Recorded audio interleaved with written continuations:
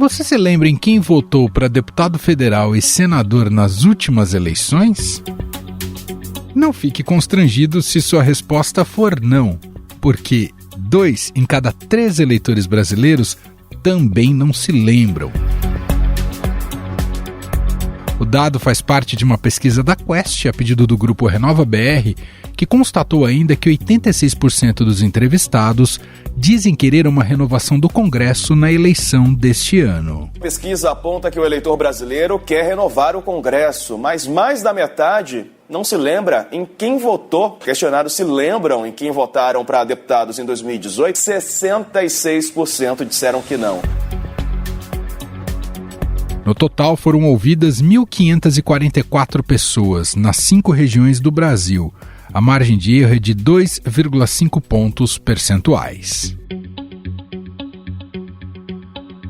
Em 2018, o Brasil vivenciou a maior renovação do Congresso desde a redemocratização do país.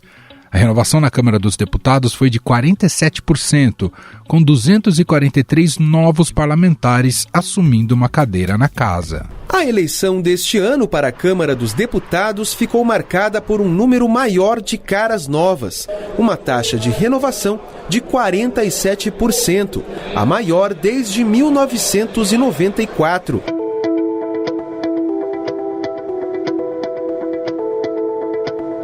O mesmo aconteceu no Senado. De cada 4 senadores que tentaram a reeleição em 2018, 3 não conseguiram. No total, das 54 vagas em disputa, 46 foram ocupadas por novos nomes, uma renovação de mais de 85%. De acordo com Rodrigo Cobra, diretor de operações do Renova BR, aqui em entrevista ao podcast, apesar da renovação, muitos desses nomes têm ligação com grupos políticos tradicionais. Sempre a gente tem uma alta renovação de pessoas. A gente puxar dados anteriores, né, o Congresso ele vai se renovando em termos de pessoas. Mas quando a gente vai mais a fundo no entendimento de quem são essas pessoas, geralmente elas têm vinculações com o mesmo grupo político daquela região, às vezes são prefeitos ou pessoas muito relevantes de grandes cidades, macro-regiões, que ascendem ao Congresso e já fazem parte de grupos políticos tradicionais, digamos assim. Mas, de qualquer forma, né, eu vejo com bons olhos, né, esse dado. Afinal de contas, sempre é bom a gente ter uma mudança em termos de condução do país. Afinal de contas, a democracia ela preza por isso, né? É oportunizar a novas pessoas, diferentes pensamentos políticos, promoverem uma maior diversidade no Congresso. Então, a gente tem um histórico, né, que mostra essa renovação, mas que nem sempre, de fato, é uma renovação, mas a gente vê que a população ela quer algo diferente. Isso combina, né, com um momento pós-pandêmico que as pessoas querem uma vida melhor. As pessoas querem que algo mude na vida delas para melhor. Então, eu entendo como positivo essa demanda por alta renovação. Na época, esse movimento foi impulsionado em larga medida pelo momento político pós-Lava Jato, que colocou em descrédito os principais partidos e provocou a derrota de políticos tradicionais. Apesar da ampla renovação, isso não significou o fortalecimento do elo entre sociedade e suas casas legislativas. A pesquisa da Quest ilustra bem isso. Mas pior, isso ocorre num contexto em que a Câmara dos Deputados e Senado Federal têm exercido um amplo poder sobre os destinos do país, especialmente no quesito orçamento. As casas assumiram o controle sobre repasses de recursos federais, indicando verbas diretamente para redutos por meio do chamado orçamento secreto. Um esquema de orçamento secreto no governo Bolsonaro. Normalmente, um parlamentar pode indicar 8 milhões por ano. No entanto, quem apoiou candidatos do governo Bolsonaro nas eleições às presidências da Câmara e do Senado conseguiu mais verba.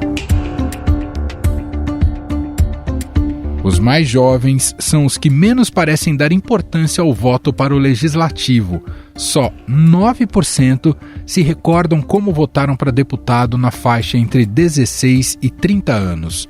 Nas outras duas faixas etárias, de 31 a 50 anos e de mais de 50 anos, 17% se lembram em quem votaram para deputado em 2018. Isso também é ilustrado na procura por regularizar o título de eleitor para 2022. Há um aparente desinteresse por política em relação aos jovens de 16 e 17 anos e aumenta o interesse de quem tem 70 anos ou mais por votação e presença nas eleições.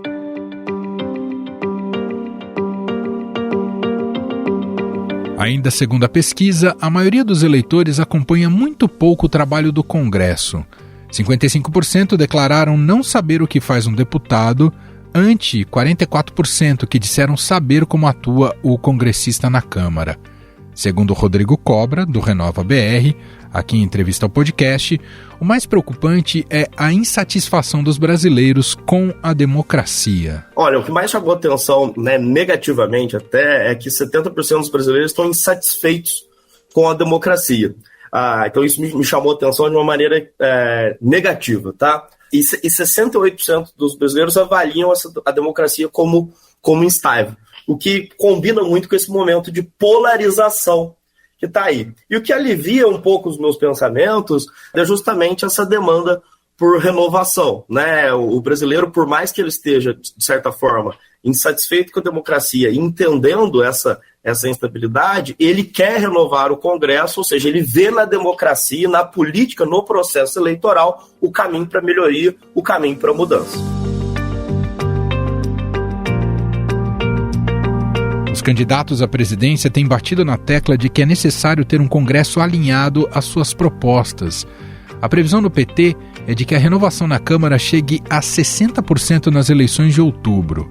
Lula alertou que o campo progressista precisa eleger um número expressivo de representantes. Nós vamos ter que falar muito que se a sociedade não eleger deputados comprometidos com os sonhos da classe trabalhadora, com a esperança da classe trabalhadora, a gente pode correr o risco deles encher o nosso galinheiro de raposa. Bolsonaro quer manter boa parte do atual quadro de parlamentares, que tem uma maioria considerada conservadora, como já afirmou seu filho, o deputado Eduardo Bolsonaro. Só que, se nós não participarmos da política, vai ser igual esse período aí do PT. E a gente está realmente agora entrando na política. Você pode ver a quantidade de gente aí de viés conservador, youtuber, gente que tem outros trabalhos, até iniciativa privada, querendo entrar na política. Na Câmara dos Deputados, em cada legislatura, são eleitos 513 deputados federais, com mandato de 4 anos. A bancada de cada estado é definida pelo tamanho de sua população. Diferentemente da dinâmica do Senado, em que a distribuição é sempre igual, ou seja, cada estado é representado por 3 senadores. O mandato é mais extenso também, de 8 anos, e a disputa nunca envolve as 3 cadeiras de cada estado. Numa eleição, como essa de 22, se elege apenas um senador por estado, e na seguinte, 2. Não há disputa de segundo turno para cargos legislativos.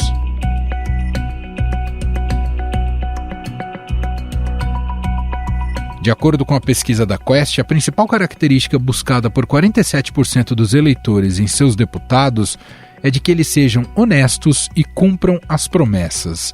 O levantamento apontou ainda que o principal cabo eleitoral na disputa pela Câmara é a família. 22% disseram considerar muito a opinião de parentes na hora de decidir o voto.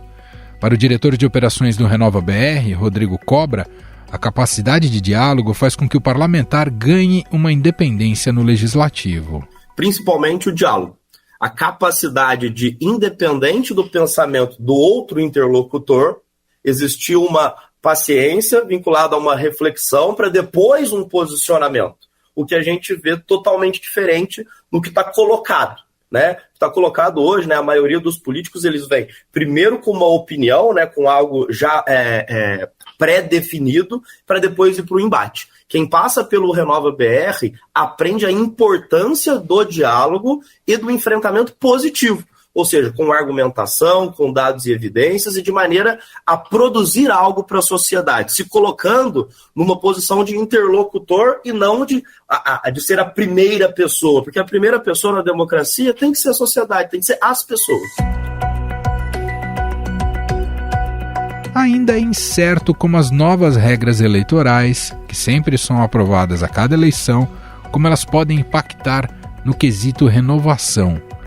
Mas uma coisa é certa, os puxadores de votos já não terão o mesmo poder e influência na composição da Câmara. Nós queremos garantir o aperfeiçoamento, deixando que as sobras eleitorais sejam para aquelas chapas de partidos políticos que atingiram o coeficiente eleitoral. Por que nós vimos algumas distorções? O intuito deste projeto de lei é garantir bancadas fortes, partidos fortes com representatividade. A chamada Lei de Sobras altera os requisitos para preenchimento de parte das cadeiras na Câmara. Antes, acabavam entrando nessas vagas que sobravam candidatos que tiveram poucos votos, mas que foram beneficiados pelo puxador de votos, chamado efeito tiririca. Agora, o preenchimento dessas sobras terá 2 pré-requisitos. A sigla precisa ter alcançado 80% do mínimo exigido para eleger um parlamentar e o candidato pelo menos 20% dos votos desse quociente. E para analisar esse quadro de renovação do Congresso Nacional com base no que foi captado nessa pesquisa e a importância do voto legislativo, nós vamos conversar com a cientista política e gerente de operações da Transparência Brasil, Juliana Sakai. Olá, Juliana, tudo bem? Seja muito bem-vinda e obrigado por ter aceito aqui o nosso convite. Olá, Emanuel. Eu que agradeço o convite, é um prazer estar aqui.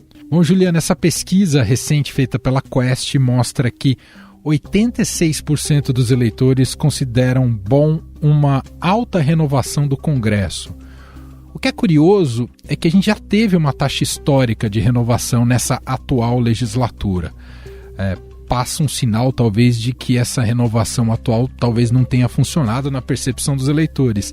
E eu queria começar a nossa conversa te perguntando, esse número, esses 86% que querem renovação, é sinal de um Congresso apartado da sociedade, Juliana?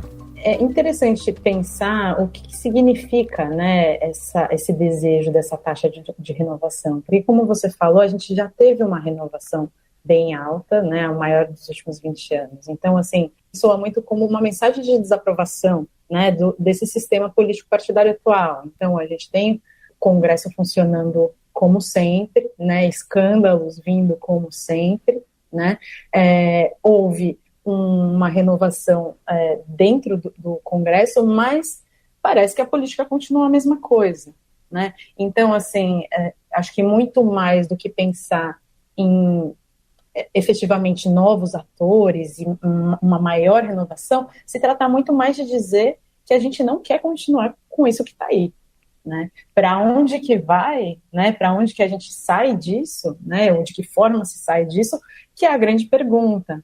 Mas para mim isso revela muito mais uma necessidade do eleitor de dizer que não concorda com esse Congresso que está aí. Por outro lado, Juliana, o índice daqueles que não lembram em quem votou para deputado também é altíssimo, revelou essa pesquisa, né? 66% não lembram. Assim como 55% declaram que não sabem o que faz o deputado, não tem ideia do que faz um deputado no Congresso. A gente pode atribuir isso muito à nossa cultura um tanto personalista, né? Ao fato de existir esse distanciamento sobre o entendimento do legislativo?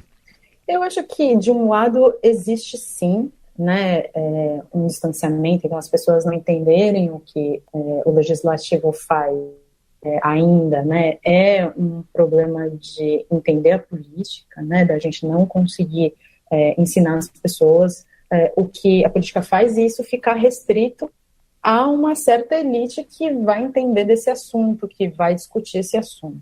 Por outro lado, né, o sistema eleitoral, né, proporcional que a gente tem hoje, permite que haja uma grande quantidade, uma enorme quantidade de candidatos, né? Então, por um lado, se você votou em alguém que não foi eleito, né, isso não tem tanta importância. E, assim, o fato de ter tantos candidatos, né, por ser proporcional, quer dizer, não é, a gente não está falando do executivo. Do executivo as pessoas lembram, né? Para senador, muitas vezes, as pessoas lembram também porque era entre um candidato e o outro, vai olhar para quem eram os candidatos e consegue lembrar um pouco melhor. Mas, principalmente nas eleições proporcionais de deputados, são muitos candidatos. Então, uma boa parte não é eleita, sai do debate, né, fica irrelevante no cenário político, e isso também é esquecido. Então, eu acho que tem um pouco das duas coisas, né? E pensando mais sobre esse tema, Juliana, estava refletindo aqui, né, sobre essa briga desesperada agora, né, de fim de mandato, né, de todo mundo, briga desesperada por emendas, seja emendas do orçamento secreto ou as emendas que tem direito, né, e fiquei pensando que a moeda de troca sempre parece essa, né, que o deputado ele precisa dar um jeito de mostrar num outdoor, numa cidade onde ele tem alguma base eleitoral que ele fez algo por aquela cidade. E eu fiquei pensando, eu não tenho a resposta, mas eu queria te jogar a provocação aqui, até por essa questão de estarmos discutindo aqui essa dificuldade da representatividade do legislativo junto à população. Como é que um deputado, a provocação é a seguinte, como é que um deputado pode gerar um engajamento virtuoso ao longo do mandato que não tenha só essa base dessa troca, digamos, mais paroquial, né, de investimento de verba pública? Essa questão é muito relacionada a isso, né? O quanto que o deputado consegue trazer, né? De como isso está hoje. Mas olha, a gente tem algumas questões, algumas pesquisas ali apontadas, por exemplo, para a juventude, né? Que vão falar de que forma que a própria juventude conseguiria se engajar. Né? E tem essa distância, eles mostram que existe essa distância desse mundo político partidário eleitoral, né? Esse afastamento. Então eu acho que uma das questões é justamente ter essas bandeiras, né? E claro que é ainda um grande desafio você conseguir fazer uma campanha num estado inteiro, né? Percorrer um estado inteiro atrás de votos com uma bandeira definida, né, e conseguir se destacar nisso. É um desafio, assim, financeiro de campanha também. Mas é uma saída possível, né? Você conseguir construir essa bandeira e construir isso para atrair pessoas que estão alinhadas a isso politicamente, engajadas em determinadas causas, isso pode criar uma identificação melhor do que simplesmente trouxe X de dinheiro para o Estado esse ano. A gente pode ter nesse ano, nessa campanha, uma campanha para o legislativo com cara de campanha majoritária, como se fosse para o executivo. Te pergunto isso porque a gente tem o fim das coligações, né, agora em 22, então os partidos vão precisar formar bancadas significativas para isso. Tem relação com o próprio futuro dos partidos, acesso a fundo eleitoral, fundo partidário. A gente vai ter, você citou um pouco do fenômeno dos puxadores de voto, a gente vai ter essa mudança de caráter nessas eleições, com nomes até que teriam um potencial para o executivo, mas vão disputar o legislativo nessa campanha para tentar dar algum reforço e sobrevida a alguns partidos? A gente vai observar esse tipo de movimento, na sua visão? Eu não acredito nisso, não. Eu acho que ainda, do quociente, eu acho que ainda ele vai funcionar, apesar desse fim das coligações, né? Agora você está também federalizando os partidos, então, enfim, eu acho que isso pode ter um efeito reverso aí. E pegando como gancho até essa pesquisa da Quest, né? A gente ainda tem, ainda que isso tenha sido muito claro na eleição de 2018, com a ascensão do Bolsonaro e do bolsonarismo, a gente identifica ainda muito na sociedade uma certa revolta com a classe política, assim, uma maior desaprovação, e isso é um sinal claro, assim, ainda há um mal-estar na relação da sociedade com a classe política de uma maneira geral. Dá para depender disso, lendo essa pesquisa, Juliana? Eu acredito que sim, aquele entendimento de que vamos trocar, né, queremos a renovação, trocou e não melhorou, então para onde ir agora, né?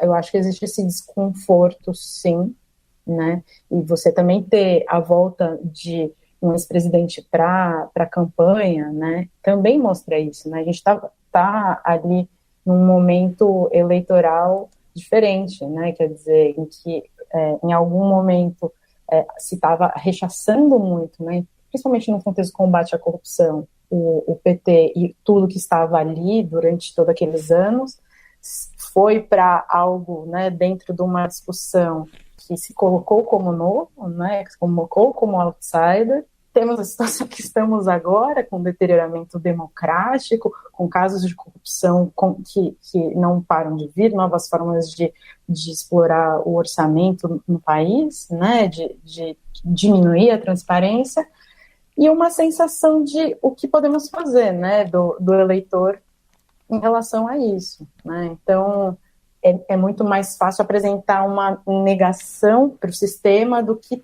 ter realmente algo concreto, né, de falar, ok, não queremos esse sistema político-eleitoral que foi construído por décadas, né, mas não temos como substituir isso de uma hora para outra, né, não existe isso. Isso é um trabalho que tem que ser feito internamente, tem que ser trabalhar como que você consegue, dentro dos partidos, ter mais representatividade, inclusive. Então é por aí, a gente teve, mais uma vez, a maior taxa de renovação dos últimos anos, mas estamos do jeito que estamos. Porque somado a isso tem uma alta taxa de alienação eleitoral também, né? De gente que se abstém do voto ou vota nulo e branco. É curioso esse fenômeno porque é difícil explicar a chave de que talvez a classe política não seja a melhor que a gente gostaria, mas que não há outra saída na democracia que não seja essa, né? Então conseguir superar essa contradição parece difícil, né? Muita gente só tem a raiva propriamente dita, que uma raiva que interdita quase o debate. Eu não quero votar em ninguém porque tudo que está aí está ruim, e ponto. E parece que estaciona aí, né? E não avança para além disso, né, Juliana? Exatamente, porque assim, a gente está falando de algo concreto que existe, que demanda trabalho, né, com múltiplos interesses aí contrários a isso, né, pela manutenção, pelo status quo, pelo aumento de poder. E como que você vai construir isso? Não é com uma canetada que você vai apagar tudo que está aí, tirar tudo isso e fazer novas regras do jogo. Então, isso é o maior perigo que existe. Então, a democracia é um sistema ruim, mas é o melhor sistema que tem. Né? Enfim, então eu acho que é a necessidade de entender um pouco a complexidade das coisas mesmo. Não adianta só dizer que vai vir um salvador aqui para me ajudar e resolver todos os problemas da política. Vai vir um agente externo fora desse sistema que vai resolver. Não vai resolver, né? Ele vai entrar nesse jogo, porque são as regras do jogo, enfim. Então tem que ser por dentro mesmo, né? Agora eu acho interessante também pensar, talvez num estudo mais aprofundado, do que foi essa renovação, qual foi o impacto mesmo que produziu dentro da casa, né? Uma espécie de avaliação de impacto e conseguir fazer uma depuração mais qualificada, assim, de qual que é o impacto disso nas votações, né? Enfim, se houve uma diferença ali de alguns atores para a média que a velha política aí, entre aspas, tem feito. Esse ponto é muito relevante, que a gente sempre tem a sensação de que a política, e ficou mais evidente nesse governo, né, mas que a política, por ser um executivo fraco, mas a ideia de que a política está sempre refém do centrão dessa velha política, que no final parece que é quem opera a política no país para valer. Exatamente, e dessa vez, né, conseguiu mover fundos e fundos e fundos de orçamento para manter, né, para conseguir avançar, para que o governo pudesse avançar suas políticas. Muito bem, eu agradeço aqui a participação da cientista política Juliana Sakai, diretora de operações da Transparência Brasil, gentilmente aqui atendendo ao nosso podcast. Obrigado pela conversa, viu, Juliana? Eu que agradeço, Emanuel. Fiquei muito feliz com o convite. Estadão Notícias. E este foi o Estadão Notícias de hoje, segunda-feira, 18 de julho de 2022. A apresentação foi minha, Emanuel Bonfim. Na produção, edição e roteiro, Gustavo Lopes, Leonardo Cato e Gabriela Forte. A montagem é de Moacir Biasi. E o nosso e-mail podcast@estadão.com. Um abraço para você e até mais.